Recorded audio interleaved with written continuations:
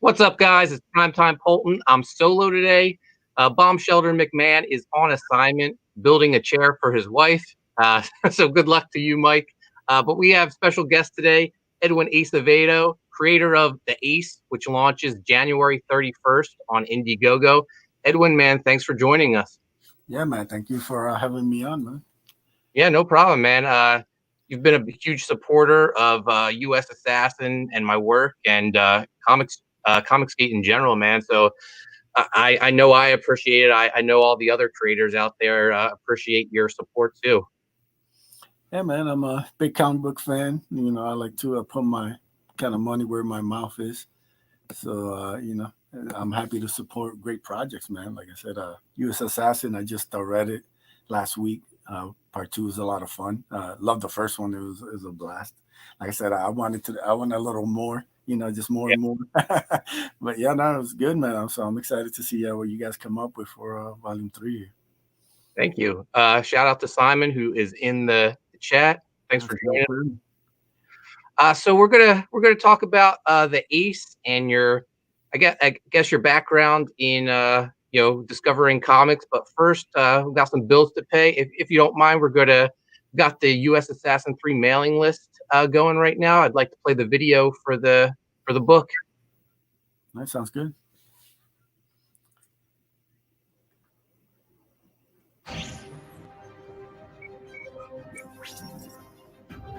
I'm the mercenary, Flip Gordon.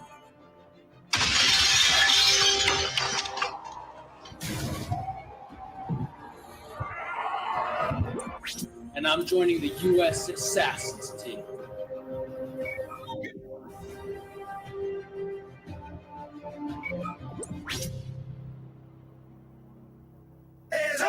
Yeah, this is USAssassin. They bout the action, ready to make it happen. Yeah, this is the elite government task force. Whole team is official. What more could you ask for? Yeah, this is USAssassin. You don't want drama. If they pull up, they blasting. Monsters of the graveyard shift. You ain't never seen a squad quite like this. We got Bazooka Dog, and he don't cut no slack. A dog with a giant bazooka on his back. Slipper is a reptilian, alien. 3 snakes for a tongue. You don't want to mess with him. Sensei Steel, who is so mysterious. Martial artists and trainers. With the kids, Zero Face is a bad guy turned good. The mercenary is a beast. Get it understood.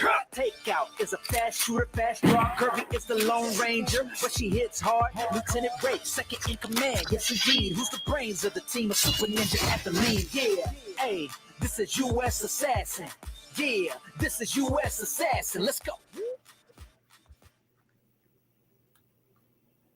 Awesome. Thank you. I could watch that video all day. I'm so happy with how it came out. People always ask, have been asking me like what our budget was for that, and I didn't film those stunt sequences with Flip Gordon. I was lucky enough that he had that mercenary series on his YouTube channel, and I asked him if we could use some of the scenes from that to splice into our video. So that's why it looks so great. But let's talk about the Ace now. But first, Edwin, how did you get into comics? When did you first become a fan? I became a fan after I moved to the U.S. from Puerto Rico. So it's probably around like probably 9 or so, 9, 10, somewhere. Versus about I was gonna start becoming a teenager. I discovered them by luck. I was going to this local little liquor store, and they had a spinner rack, and they had I remember they had a bunch of like different comics from mostly Marvel, and I saw a Spider-Man issue, and then that just kind of caught my eye because everybody knows Spider-Man. Yeah. I saw it, I grabbed it. I could barely read any English, but I just thumbed through it, man. I remember I used to have that for weeks, and I look at it over and over again. It was the I think it was the Deadly Foes of Spider-Man number 4. Okay. So it was, I had no idea what was going on in any of these characters. I was trying to figure out the story, and then like a couple of weeks later, I got some more a couple extra bucks, and I went down and I saw if they had I was looking for another issue of Spider-Man. They didn't have one, but they had an issue of Uncanny X-Men, the one with Bishop and Storm on the cover, drawn by Will Portacio, and that just blew me away, man. That was the hook. I saw that, I snagged it, and I just became obsessed with this team of X-Men. That's the gold team right there fighting out Bishop. It was just absolutely amazing. After that, anytime I'd get a chance to go down and run down to the store, had any extra money, I wanted to find out and discover what different books they had, and that's kind of what became like my love for comics. Like it helped me with my speaking and reading English a lot. Mhm. I think it helped accelerate that. Come here like knowing nothing, and then even like in school, you can only kind of learn so much. Because they try to rush you through things, and the idea of I could just read these books over and over again and enjoy the art and trying to figure out the story and what does this really complicated Chris Claremont word mean? Stuff like that is just really kind of that's what kind of started the kind of love, and then discovered all these different heroes, and they all live in Captain America and Spider-Man know each other. They've done team ups, all that kind of stuff. As I got older and became a teenager, and then I really got hooked in the early '90s, man. Like X-Men, the Tom McFarlane Spider-Man, books like Darkhawk, which I love. I became a big fan of like the side books, and then discovered DC, Green Lantern, Flash, and basically was hooked ever since. Pretty much all my teenage years up through high school. I was all about it. Yeah, no, the 90s were like an amazing time for comics. I started reading comics, I guess, like the mid 80s, but it wasn't until the 90s where it became like my number one obsession. I was still into like maybe baseball cards were my world before then, but once the 90s came, and those 90s X-Men and the McFarlane Spider-Man and Liefeld's New Mutants, man, I was just 100% on board with comics. I knew that's what I wanted to do for a living. It's hard to explain it to people who weren't there, but the 90s were so awesome to be a comics fan. There was just like all these new companies popping up, and everything was just so exciting. Yeah, that's the best word to use to describe it. It's exciting. That kind of excitement hasn't really been seen in decades. People have tried to replicate it, but it hasn't really worked to the level that it was then, because it just felt like the rules were being broken. It felt like it was like this everything was new. Everything just felt like people are trying different things, man. And some were good, some were bad, but so what? People were going for it, man. And when you see how lame and stale things are now, how one note they are now, there's no excitement. There's nobody trying nothing new. Like, it's like, come on, man, give me something out. As ridiculous as a lot of that 90s stuff was, man, when I still look about it now, I'm going through a comic book shop. You know what I do? I don't look at the new stuff. I don't look at these generic covers and this washed out colors. Like I go to the back issue bins, man. Oh yeah. I see like, oh, what's this? New Warriors 25? Hell yeah, give me that Mark Bagley art, Yeah. Like that still brings an excitement out of me as a kid, and then that's what I guess we're trying to recreate now. We're really trying to create something new.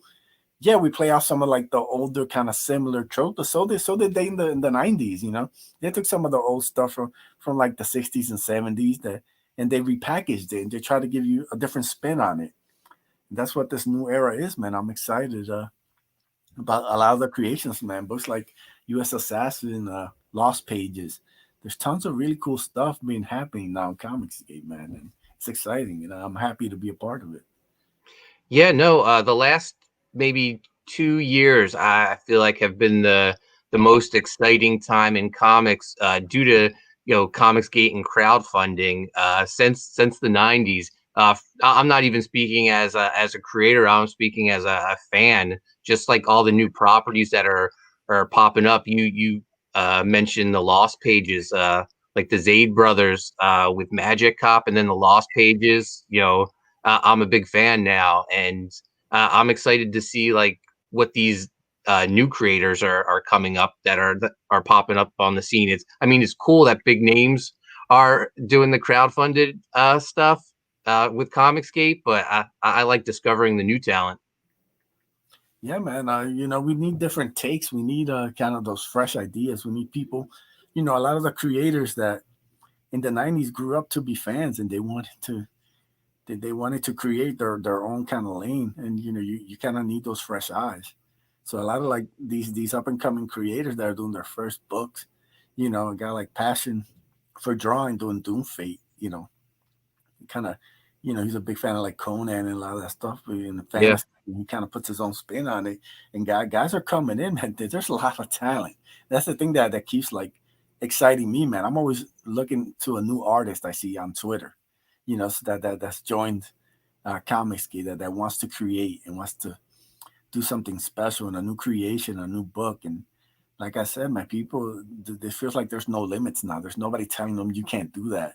And that's good. We need more of that, so that indie spirit, but in a real way. A lot of the old indies were kind of like, people kind of washed out, or people who kind of were very green and didn't really have like, they were kind of like self doing everything. You got a lot of guys with a lot of polish that just never got the shot. And I think that's the big difference. A guy like Sim could be working for any studio. He would have been picked up 15 years ago. Yeah. And been on and started at Dark Horse and started at Vertigo, and done work there and then been brought up. But those circles are closed. They've been closed the last 10 years, So now you have all these people who are ready to be giving a shot, and there's no barrier for them to getting a shot now. With the technology and everything, it's become easier. It's become easier to print your own book, working with digital colorists, all this kind of stuff. It's become a lot. All the barriers have been broken now, so now no one's stopping you. Yeah, and now you're going to take your shot with the Ace, but before that, I want to just give a shout out to Oliver Lee Ars, USAssassin 2 colorist, and Eddie Winkler, who are in the chat. Yes, hello, Oliver. Eddie Winkler, almost every day for 4 years, I wouldn't eat and go to the comic shop at lunchtime, and many days I walked home. $15 to $25 a week was a lot of comics I got. Yeah, back in the day, you'd have a whole couple handfuls right there. Man, I remember there was 1 week in the 90s. I left the comic shop. I dropped $40 and I came home with like 40 books. And that was just paying cover price because they were still like $1 back then. Maybe $1.25, but yeah. Up to $1.50, and that'd be for like a big Chromium issue, Yeah. Come on, man! Like, couldn't beat that. It was affordable, and it was just a lot of cool stuff, So you had both. People hadn't been priced out yet, which is another issue. But so let's talk about the Ace. Where did the what first made you decide to throw your hat in the ring and become a comic creator? There's a couple kind of like different origins, I guess you'd say. Originally, I dreamt of being an artist. That was my dream. I wanted to be the next Will Sportation. I wanted to be the next Jim Lee. I wanted to go to the Kubert School, after graduating high school. That was like my big plan when I was a teenager. But, I realized once I got to high school that I had no artistic talent, what to speak of. I can barely draw stick figures. So that wasn't going to be the plan. And, like I said, around like the early 2000s, comics kind of went sideways, and I kind of lost my passion and my love for them. Kind of developed sports. Big basketball fan, football. That became kind of like my new obsession. Boxing, UFC. So comics kind of went sideways up until like the mid 2000s, probably I'd say. But even then, there never been any real issues. Like I said, until like Comicsgate kind of happened, and I kind of saw these people creating, and it kind of re-sparked a love that I used to have, because I used to write stories. I used to have little characters, knockoff characters that they created, and I used to write these little short stories. I used to have these notepads, like in the early 90s and late 90s, and I would just write all these little ideas and storylines and crossovers, a lot of stuff in my head. That always excited me, but in the fact that, now, like I said, the barriers have been broken. There's new lanes and opportunities. If you have a good idea, you can find an artist. You can find a colorist. You can find people who know how to put together a comic book, and so basically, that's kind of like started the initial idea, and then the rest was a little bit of an accident. Sometimes they say sometimes things are meant to be. And I was looking for an avatar for my Twitter. I used to just have my name and my actual face as my Twitter. So I was looking for an avatar, and Yeah. I hit up my buddy Sween's Comedy, and to come up with something. And he came up with like the initial design of the ace, and it kind of blew me away. Like I thought it was really like creative, because I thought he would just draw something up and then kind of stick my face in it, because it wasn't really meant to be anything more than just a little fun avatar. And he came up with this cool like character design, and that really kind of like stuck with me. I was like, you know what, this is really cool. Like this could be something more than just like an avatar. That I think I could, because one of the inspirations behind the avatar, I was talking to him about different influences. I was talking about like Green Lantern, Dark Hawk, which I'm a huge fan of, and he kind of put them together, mixed in with a little kind of like Mandalorian inspiration, and he kind of came up with this. And like I said, it kind of re-sparked that kind of like creativity in me. And I've been working on this for almost 2 years now. The script, Yeah. the idea, from like the initial layout, I kind of kicked the initial idea to passion for drawing behind the scenes, and he liked it. He said, I need to work on it more though. So I kind of like, I spent months before I even showed it to anybody. Like just working on the script, working on the story, like working on the first kind of issue, and like getting who's the character, what's his motivation, like his story. Like I planned out arcs, like I did all this stuff, and I got it really right until I finally kind of felt comfortable, and then I started sharing it with people, and they dug it, man. They thought it was like, yeah, this is like a good idea. And that's what kind of, once I kind of got that go, that's when I really moved to the next step, which is to find like an artist. And that whole process is probably going on for like probably about like, I don't know, maybe 15 months, maybe, as far as the actual creative pushing to get this done. So it's been a long while working on this project. And your artist is the prolific Canales. How did you end up working with him? Yeah, the great Mike Canales. He's actually a replacement artist. Actually hooked over for another artist.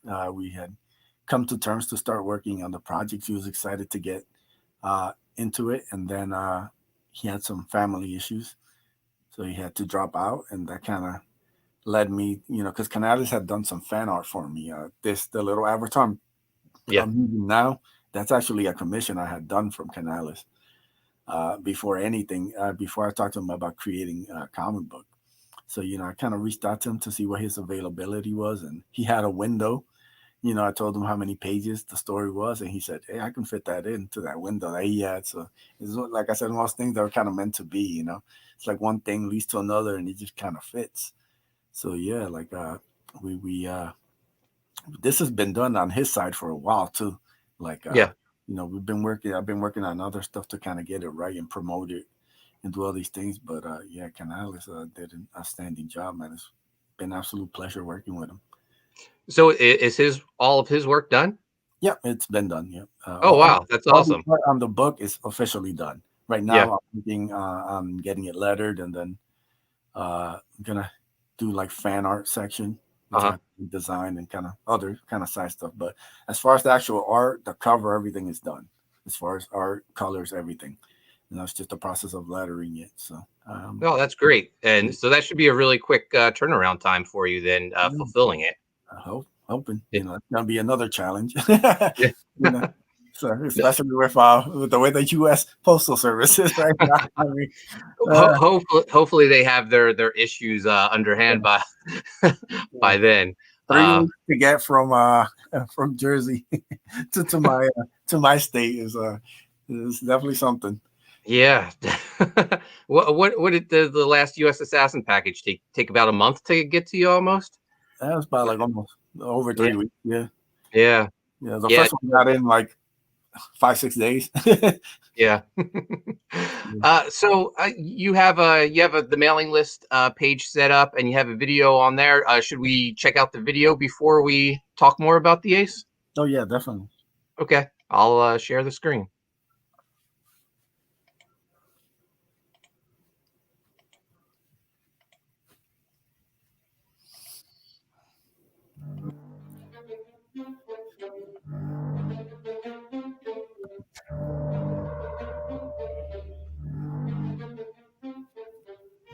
When a young man in search of purpose stumbles across a shooting star, his life is altered forever.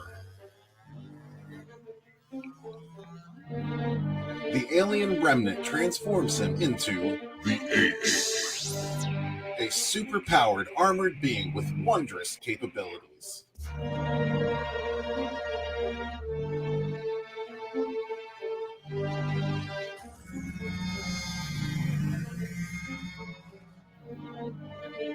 The Ace is a throwback to early 90s Marvel comics like Darkhawk, Sleepwalker, and Death's Head 2. This is the story of an average Joe thrown into alien and extraordinary circumstances. As he struggles to get a grip on his newfound abilities, bounty hunters from outer space come to collect his prize.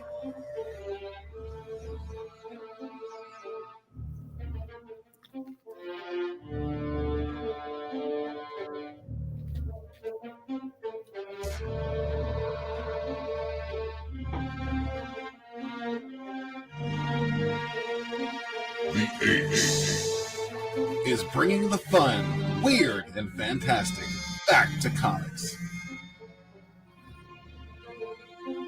Don't miss out. Learn the origins of the latest sci-fi legend.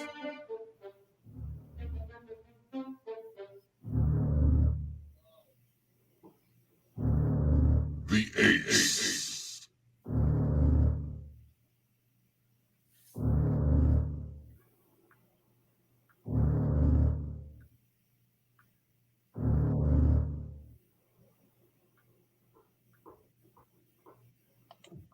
Man, that is a great video. Yeah, shout out to Red Gaze for the trailer. Completely blew me away. He's actually working on another one for the launch, so I'm very excited to see what he comes up with. So, Who did the voiceover? Red Gaze. Yeah. Oh, yeah. That's fantastic. Yeah, no, he's absolutely great. If you need a trailer, definitely hit him up, man. He does great work.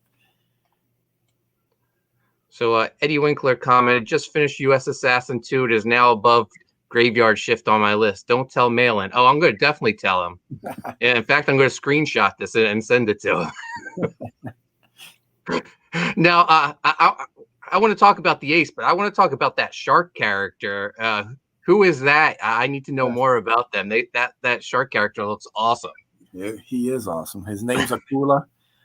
He's a bounty hunter from the other side of the universe who finds David Diaz, who's the alter ego of the Ace, or say the Ace is the alter ego of David Diaz. This young guy who's trying to find purpose, and when they meet up, it's about 6 months after he's had the armor. So they meet up and they throw down. But yeah, Kula's a lot of fun. I have a lot of plans and ideas for him. He's very kind of badass. I love the design Canales did for him. Kind of been hiding the full design until the actual book. But yeah, he's a lot of fun, and Kula's really, he's gonna help me, bring sharks back. Humanoid sharks are coming back in 2021. Kula's leading the charge, man. Well, I think 2020 has been the year of the wolf with Graveyard Shift and Sovereign Wolf. So 2021 will be the year of the shark. That's right. I know Simon has he's got a shark in one of his books coming up. I think my Baron's working on something for sharks. So yeah, we're coming. That's awesome. So how many pages is the Ace? The Ace is 28 pages, a story, 32 total. They're gonna have a finance section. It actually has 3 stories. It's got the main story, and then it's got an epilogue story, and then it's got Angelique origin story at the end. So yeah. So you're gonna launch in a few weeks. Do you have like all your tiers thought out? Can Oh you yeah. give us a I've been working on the tiers for a couple months now, like the yeah, whole design of the campaign. We're gonna be. I just talked with Canales. He actually sent me the original art pages. So that's awesome. hopefully I'll be getting them before the 31st. Good luck with international shipping. But like I said, we're gonna offer those. We're gonna have some original art from a guy you might know, Mike McMahon. He has Yeah, I was going to mention that uh, we were on your channel, weren't we? When you first showed off that. there's gonna be a print he did for Ace, colored by Simon Peltier. That's gonna be offered. It's gonna be comic size, so you'll be able to get the book and like that comic size print. We'll do like the 2 books, 2 print, just kind of multiples for people who want them. We'll also have add-ons. We're also gonna be yeah, Shark Assassin. There we go. Everybody's gonna jump on, man. I'm all for it. We're also gonna have some Joe Ball sketch cards at the start of the campaign. He did 3 really good ones. He did one for Rakula and then 2 for the Ace. And we're also gonna offer. Still trying to nail down the specs for it, but we're gonna be offering a hardline poster. A lot of guys during the hardline kind of got together, and especially the artists did this jam piece where they each drew characters that they're either they created themselves or are attached to. So you're gonna see this very sick hardline piece that's gonna be exclusive to the campaign. So we're gonna be Oh, that's offering awesome. that. Yeah, trying to figure out the actual size and everything about that still, but yeah, it's gonna be an exclusive. I think that piece came out incredibly sick, and it's really the first of its kind. It's Yeah. gonna have Raw art. It's gonna have Simon art. It's gonna have Brandon Diaz art. It's gonna have Passion for Drawings. Ended up doing his artist. Michael Beacon ended up coloring it, and Adam AF ended up doing the letters for the poster. So you had this really cool jam piece and idea, like 4 or 5 different artists all kind of coming together and working on one piece. So it's really gonna be cool, man. Yeah, that should be awesome. Joe Ball is quickly becoming one of my favorite artists. I was so happy we got him for the Nightwalker story in Graveyard Shift. He's done his work on it, and his pages are phenomenal. The amount of detail he puts into it is mind blowing. Oh yeah, he's a tremendous artist, man. I'm glad to see him finally start to get a little recognition, man. Because I think once he puts out his own project, he's gonna blow up. He's an incredible artist. Yeah, he's a huge talent. So is there any artwork over on the mailing list page that we can? Yeah, there should be a little bit. I can also pull some up on my side because I'm gonna have some pages, that I can show people if I can get this loaded up. Yep, that first piece right there, that's gonna be the actual trading card that you get if you sign up for the mailing list and you back the book. So that's gonna be an exclusive. That's only gonna be able to go through the mailing list. So if you sign up for the mailing list and then you back the book, you will get the exclusive Ace trading card that's done by Artsider. So That very looks cool. great. Yeah, he did the colors, he did the art. Came out absolutely amazing. So want to do a little homage to those '90s trading cards. Uh, that right there's a panel from the Angelique story. I'm only showing a panel for now because it's just a 4-page origin story, but all 4 pages have spoilers in them. I want to make sure that I put a lot in those 4 pages. So for now, we're just gonna kind of give a little teaser. That's done by the How Comics. He did the pencils and the colors. Absolutely beautiful little 4-page story.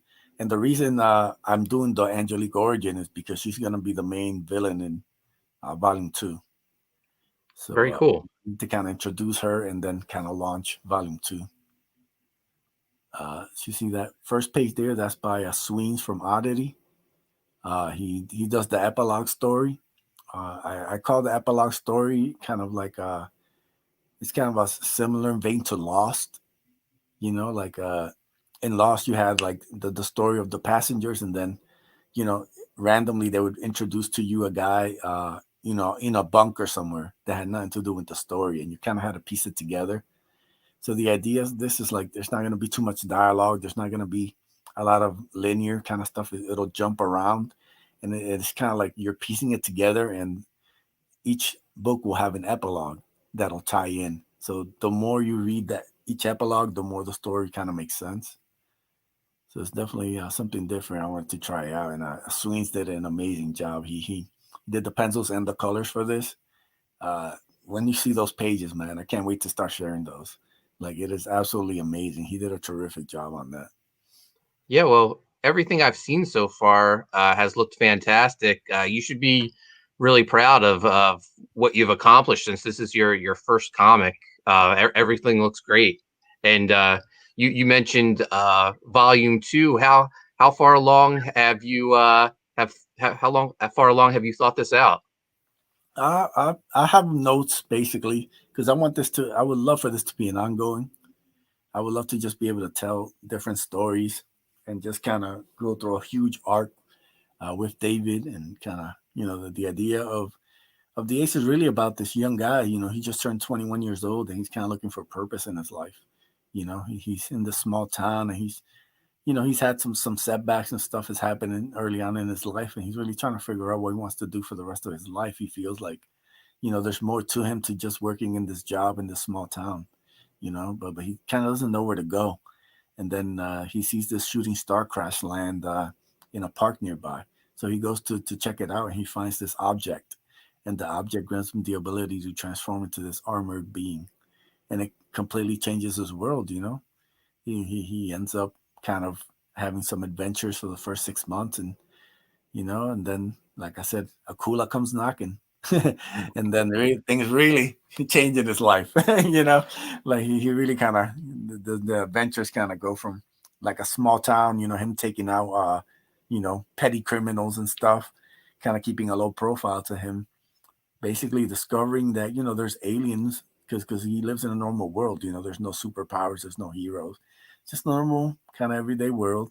And then everything changes. There's this other universe, there's this other galaxies and worlds and aliens and all this stuff, and he's gonna, like I said, we really want to challenge him and have him really face all these different things, and have him be hopefully a better person at the end.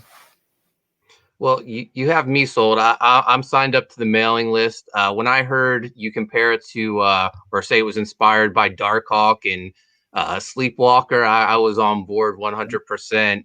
And then just seeing the artwork and seeing the shark character, man, I can't wait for it. I'm going to be day one backer. Awesome. I appreciate it, man. I just want to say thank you to everybody who signed up for the mailing list. If you guys can help me out and re-sign up, I had a little issue. All the emails are saved. One thing I always did, I always make sure I saved all the emails, so everybody is locked in. But it does make it easier if it goes through the process. So if you can help me out re-signing again, and make sure, like I said, if you will get that exclusive trading card, and that's the only time I'm going to offer that one. So that's going to be a real exclusive, and there's a lot of cool stuff coming. I've hooked up with 6 a.m. Comics. He did these sick batch of stickers that hopefully, if we can get, once we get the book funded, it's gonna be one of the stretch goals soon after. So he did an amazing job with them. Like they came out great. I've hooked up with other artists to do trading cards, pinups. There's a lot of cool stuff coming. Like I said, if we can get it funded, and then we can kind of hit a couple stretch goals, they're gonna be very kind of reasonable. I like to really be able to kind of get a nice bang for your buck on this. So. Yeah, I think one of the highlights as a creator is seeing 6 a.m. draw your character, just because he has such a great style. So I've been fortunate enough. I've gotten to see him draw Graveyard Shift and Sea Dog so far. Just all the Comicsgate characters he's been doing is phenomenal. You gotta get him to do USAssassin. Yeah, definitely. USAssassin and Bazooka Dog. I've hit him up for some work. He's a busy guy though. Yeah, you gotta catch him. Catch him when you can. Yeah. I like Speak. that. I had him. I got him a little while back, so I was able to kind of get a little window in. But yeah, it's gonna be a wait for some. Yeah. Speaking of USAssassin though, I'd love to pimp the ash can for a second. Let's go full screen. So this is available on my Etsy store right now. A limited 100 copies. It's the USAssassin 3 ash can preview. It's 12 pages. It's their crossover with Graveyard Shift. Interiors are black and white, but turned out fantastic. Mike's artwork is so great. I think Eddie even mentioned in the chat, Mike, his sequential work's getting better. He just improves every volume, man. He's the man. I hope he's faring well as he tries to put together a chair for his wife. But here's a nice shot of USAssassin with a jetpack. John Malin always likes to joke around and say that I have crazy ideas, and that's why Graveyard Shift has jetpacks. Well, USAssassin has them now too. But yeah, you can get the ash can sketch from me and a random USAssassin promo item, trading card, mini print, or sticker for $25. I think we've already sold 40 of them so far in a couple hours. So I'm stoked about that. I got to get to work and start doing some sketches. I'm going to be busy this weekend. Yeah, man. I like the idea of you doing it through the Etsy store. I think that's something a lot of people should really take advantage of, doing like limited kind of short run. I loved what Kenneth Rocafort did for Grokken. Yeah, no, I'm just trying to think of different avenues to get my stuff out there because my Indiegogo schedule is already booked for the year. So I thought I had an Etsy store that I really wasn't putting to much use. So I thought it would be great to drop it there as a test. And then I got the Graveyard Shift merch store as well. I'm just trying to cover all my bases, man. Yeah, that's how it is, man. Speaking of merch, the Hardline does have their own merch with the Zeta Workshop Etsy store. We have shirts for the Ace, Magic Cop, Blood Hunt, Seven Legions. So if you're looking for some cool merch, you can go check that out. Oh, that's awesome. After this is over, send me the link and I'll put it in the description. Awesome. Eddie Winkler just asked for the Etsy link, so I just sent it out. So is there anything else you would like to add about the Ace before we wrap this up, Edwin? Not really. I did want to show a little bit of some other pages. Let me see if I can share the screen. Just to kind of give an idea of what Canales have been working on. Yeah. We do have, these will be up when the actual campaign page launches, so you'll get to see them even like more kind of full. Yeah, so one of the pages colored by Theo Gonzalez from Brutus. Him and Canales really blended very well together, and I love that bottom panel specifically because I love like the expressions on both their faces, Like that's one thing Canales is great with, the expressions, and those colors are awesome. They really pops. Yeah, like Theo's like the moment I saw him color the first page, I knew like he was the one. And so that's the great thing, like I said, a lot of these things have kind of gone by accident, like a lot of, I've had different artists, different colorists, and then they drop out and something doesn't work out.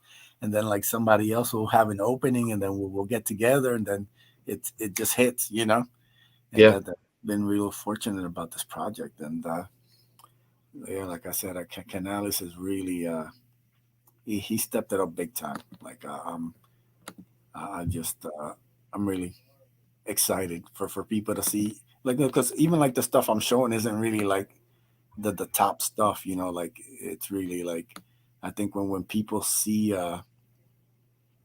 see like the kind of more like spoilery pages, I think Yeah. they're really gonna be like impressed, So like, Well, I mean, I'm already impressed. I'm impressed from what I have seen and the fact that it's already done. I mean, what more could you ask for? yeah, man, that's that's one of the things, like I know that there's a lot of things that go into the campaigns, and there's a lot of hiccups, especially with everything going on right now. I didn't want to Yeah. risk being in the middle of a campaign and then something going sideways. I want to make sure at least the art and the letters would be done before launch. So if there are hiccups and there's stuff that happens, at least the majority of the stuff for the book is actually done.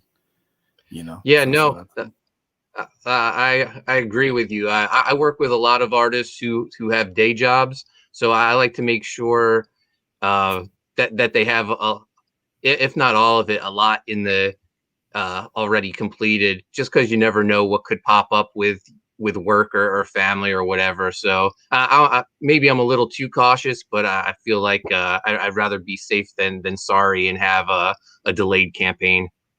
yeah, I think it's definitely the best way to handle it. Like there's too much uncertainty right now. You have to plan ahead and be smart. Yeah. Did you have another page you wanted to Yeah, show? but I should be sharing it now. Okay. Yeah, that's this is a bit of a flashback sequence. You see like the shooting star kind of crash lands. Like I said, I love the little reaction panels. That's a lot of the stuff that kind of I geek out go over. It's just Uh-huh. seeing different like little emotions, the little shots, and I think like really Canales being colored helps him a lot. Like I think people can really tell his growth as an artist when you see like the full colors behind all these pages. You know? Yeah, no, it looks fantastic. Yeah. I think I got one more for you. This is gonna be the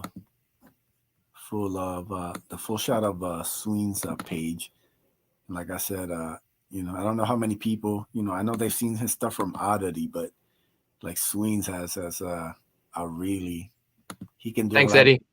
different styles, and he really can, you know, he doesn't just you know pencil, he also colors. So he knows how to bring out the best of himself, and like I said, when I can't wait to start sharing some of those. I might share them before the actual campaign, and you see like the designs and the colors and everything. And he just gets it, like he gets this kind of like, you know, the armored and the colors and the ship and all that. That's just really, the little when he goes into the cloaking vision, that last panel on the bottom there.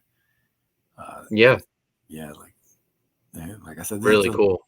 the more kind of random pages, not really the spoilery ones, which I have. Yeah, those are great. Yep. So, as a first-time creator, how was it writing your first book? It was a lot of fun. The biggest, like I said, issue I had was kind of I was worried about kind of writing it in the best form possible for the artist. Because I really wanted to write it and script it in a way where I could just make it clear where I could guide him, but I can also give him room to create. Because I'm hiring guys for a reason. I'm hiring guys because I'm a fan of their work and their style. Yeah. So I want them to kind of mess around and tweak things. There's if I need something direct, I'll tell them, oh, I need this specific way. But if you have something cool, you have a layout, a pose. If a guy, you want a guy being put through a wall or whatever, however you want to tweak it, you can, as long as like the steps are being told where I want the story to go. So that was really my biggest concern. But early on, I'm a big Jeff Johns fan, and he actually has one of his scripts in I think it's the Blackest Night director's cut, Hmm. and you get to see like the way he scripts an entire comic book. So it's completely detailed, and you can see like where he tells his artist, "All right, you can go nuts here," and then when he's direct, he's very direct about how he tells like his artist, "I need, this guy here, I need this," and that was really I used to just go over that script for the longest time, as I was writing this down to kind of get into kind of that mode. I also had help. A lot of the hardline guys are great to work with. Steve Dye helped me edit the initial story, right when he was in the middle of editing Vestige and stuff. Yeah. He helped me kind of get that first kind of story down and kind of put it in the simplest format to get it to the artist. And after that, he kind of went off his way, and then I kind of took over. But yeah, after that, I found the process really easy, and like I've just been able to write surprisingly, like the ideas just keep coming and different stuff I'm writing, and I just hired to create a new artist for a little short story, and so it's been a lot of fun, man. It's really, I hope people think the story, because I've had a lot of fun writing it.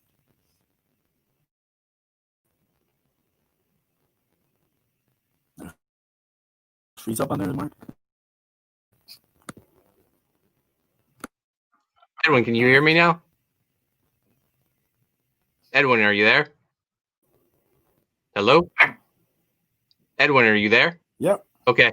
Yeah, I'm here. I lost connection for a bit. But you were talking about the working with Steve Dye and then taking over yourself. You had mentioned the script, the Jeff Johns script. I had that comic too, the director's cut, and just as a fan, I loved seeing other writers' scripts. When I first started writing, the only scripts I could really get my hands on were like Quentin Tarantino put out a script book for From Dusk Till Dawn, and Robert Rodriguez put one out for El Mariachi, and I devoured them. So yeah, I always love when they started doing it with comics too. I've wanted to put a Graveyard Shift script book out, but John feels like it's like giving away the secret ingredients.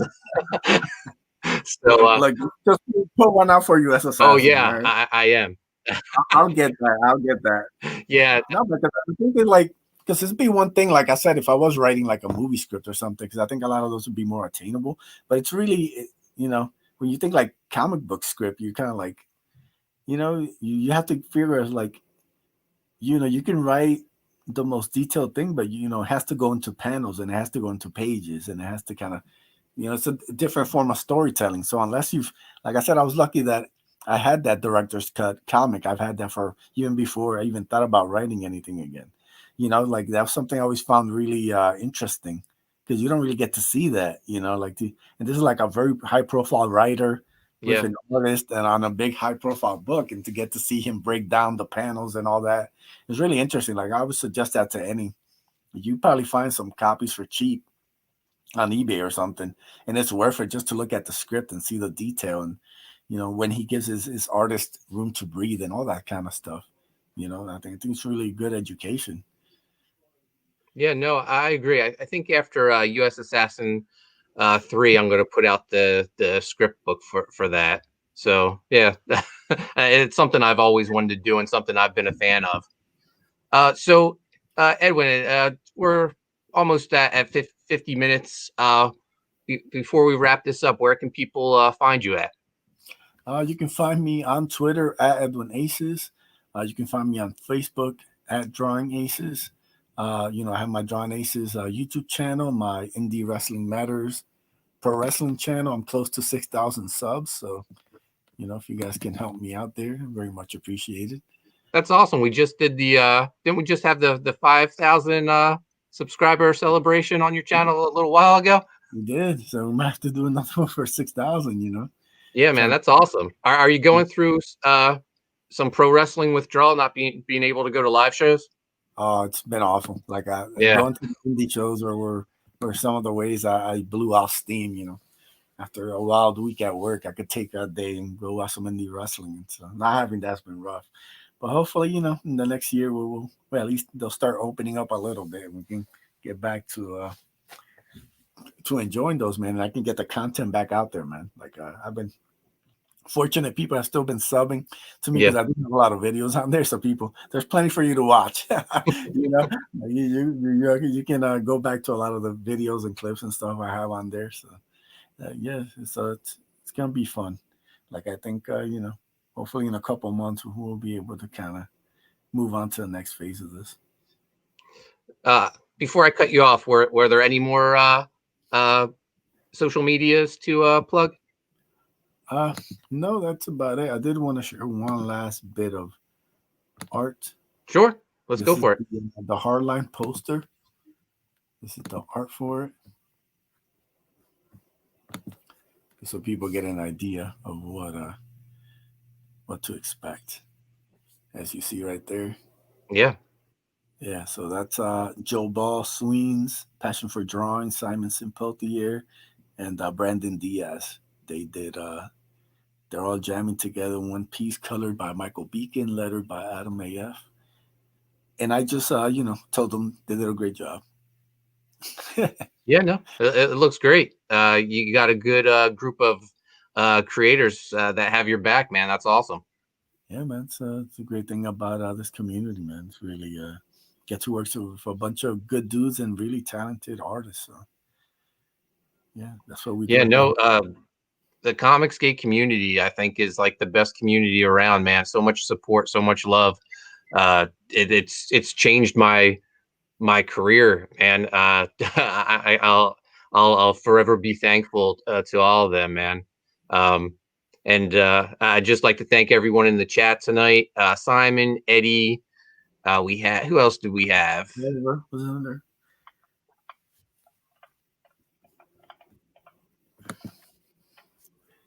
Yeah, man. So Oliver, yeah, thank you everyone who joined us tonight. You can make sure you subscribe to Primetime Poulton, hit notifications. You can find me on Twitter and Instagram at Coney Waves.